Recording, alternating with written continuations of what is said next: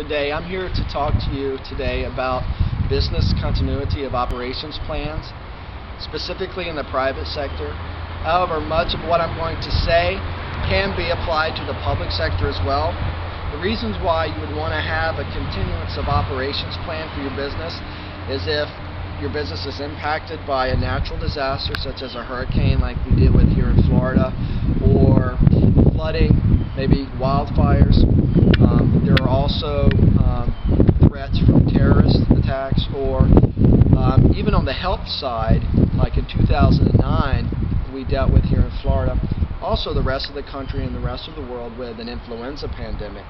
So you want to make sure that you have plans in place to make sure your business continues to function without too much interruption if you're impacted by a disaster. The first thing you want to do is you want to build your emergency team, and in doing so you want to include your senior management.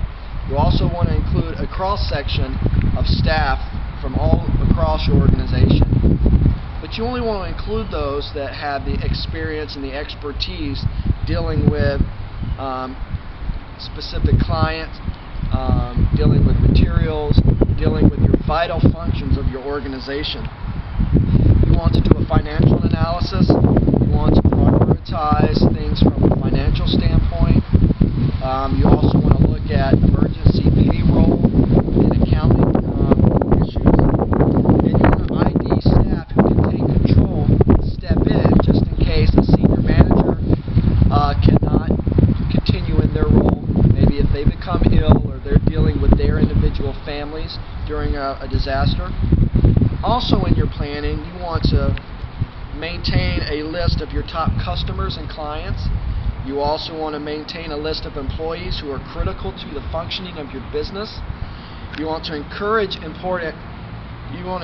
employees to keep important contact information on cellular phones, maybe Blackberries. You want to provide Blackberries maybe to your crucial and vital employees so that they can keep lists of contacts of other staff or clients or vendors. You also want to create an IT disaster recovery plan, and by that I mean you want to make sure that you have a backup for all your IT infrastructure, so that if your business, if your physical building is destroyed, you can roll back to servers in an off-site location, maybe in another county, another city.